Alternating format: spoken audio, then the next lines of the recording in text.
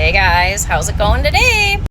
So, I've been doing a lot of chatting lately about what ethical breeders are, what moral breeders are. Those are good, or two terms that a lot of times are used interchangeably. Here's my talk on this. So I have a million times been on a soapbox about how being AKC registered doesn't make your dog a better dog than one that's not. Being OFA certified means having the fancy x-rays done that check your elbows and hips, not yours, but your dog's, to check to see if they have hip dysplasia. Does not instantly make your dog amazing. It does not instantly make you an amazing breeder. It just doesn't. Okay. I know a lot of dogs out there that are running around with, they've never had hips and elbows done, and they're conformationally beautifully. Now, does that guarantee their hips are going to be great on an x-ray? No, definitely not. But there are dogs out there that are used for breeding that you can just look at them without an x-ray and go, oh my gosh, that's going to be a nightmare. You can tell just by the way they stand. You can look at their spine. You can tell by looking at their hips, by their gait. You can tell a lot about a dog even without having an x-ray done. You can also have 5 generations of beautiful OFAs and all of a sudden have one dog out of one litter pop up failing miserably on their OFA x-rays. So I'm not saying OFAs aren't necessary. I'm not saying that they're pointless to do. I'm just saying it's one small piece of a puzzle that needs to be put together to find the best dog that you can possibly find. And I've said a million times, until the AKC starts demanding DNA tests done, that means nothing to me. I know way too many breeders that lie about stuff that I'm not going to go into too much detail because those in the know will know who I'm talking about, that breed livestock guardian dogs and want more size in their dogs, so have mixed in other livestock guardian dogs. Doesn't make them bad dogs. They're still gorgeous and they're still beautiful working dogs. Gorgeous. But if you did a DNA, you would see they're not full Anatolian Shepherd dogs. There are 3 things that are very important to me, not necessarily in this order. Number 1, workability.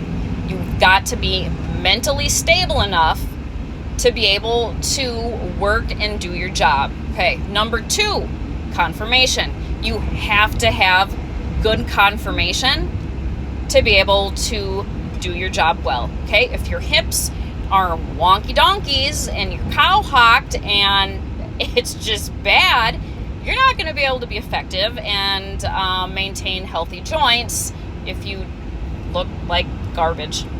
And finally, temperament. You've got to have a good temperament. Nobody wants these dogs that are unhinged, crazy, flying off the handle, powder kegs ready to blow. Absolutely not. Also, for the Anatolian Shepherd, you don't want a dog that's so in your pocket that it doesn't even blink twice if a neighbor walks in your yard. We don't want them to be like that. That is not per the breed standard. Speaking of breed standard, that's what I breed for. Regardless if my dog has AKC registration or not, it needs to be bred to the breed standard. I mean, heck, there's even a registry called the CKC, which I think is the Continental Kennel Club. They do more follow-up work than the AKC does, and show people in the know, show people in the AKC, laugh at the CKC and say what garbage and trash they are, and they're not worth anything. But at least the CKC demands pictures. And they have a panel of people that will then review those pictures and say, yeah, that looks like a purebred this or that or the third, which is at least more than what the AKC does. So then what, in my opinion, makes a good moral or ethical breeder? So in my opinion, somebody that has good moral or ethical views is somebody that is responsive, will answer your questions, offers lifetime breeding support, Did I say honest? Honesty's a big one. I just noticed I got some sun today at the fair, and my lips are like burnt and burning with chapstick too. Sorry, I have ADHD. Anyway, so over the years, I've had to purchase Anatolian Shepherd dogs. Obviously, I can't just stick to my own gene pool. We have to expand upon things, right? So in the times that I've had to go looking, I have ran into some nightmare of breeders. And it's not the snobby ones, it's not the snooty ones, it's not the ones that say, do you show? And then I say no, and they say, then you don't get one of my dogs. It's not them, okay? Because those are the ones that are missing out on their dogs going to good homes. And those are the ones that bug me. Because that doesn't make you unethical or immoral, it just makes you a snob. What I have a problem with are the people that when you reach out to them to ask them questions, they refuse to answer any, or it takes days to get back to you.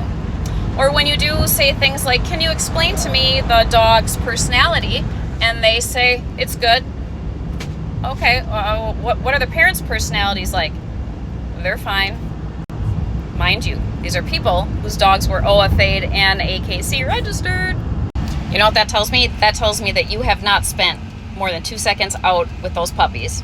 That tells me you cannot tell me what their personalities are or the differences between everybody in the litter, and it tells me that you probably don't spend much time with the parents either. Red flags. What will give you ethical points and moral points, in my humble opinion, is a person that reached out to me probably 4 weeks ago and was like, help, I need advice, I had an oops litter, I don't know what to do, please help me.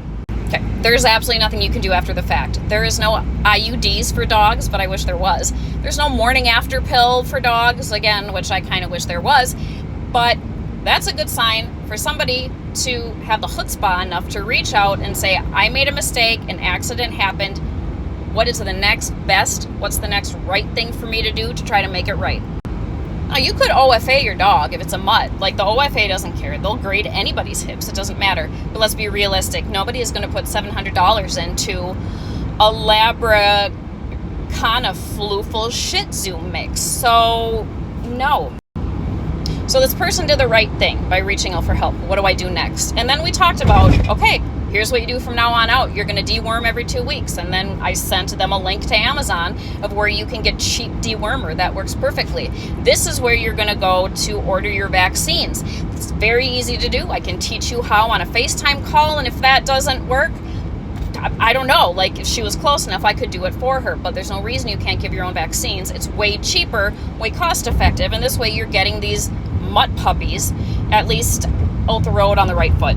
We talked about the importance of socializing. We talked about the importance of vetting who you get these puppies to so that they don't end up in a shelter later. This person also asked for help on Facebook, and oh, Lord of mercy, was she tarred and feathered.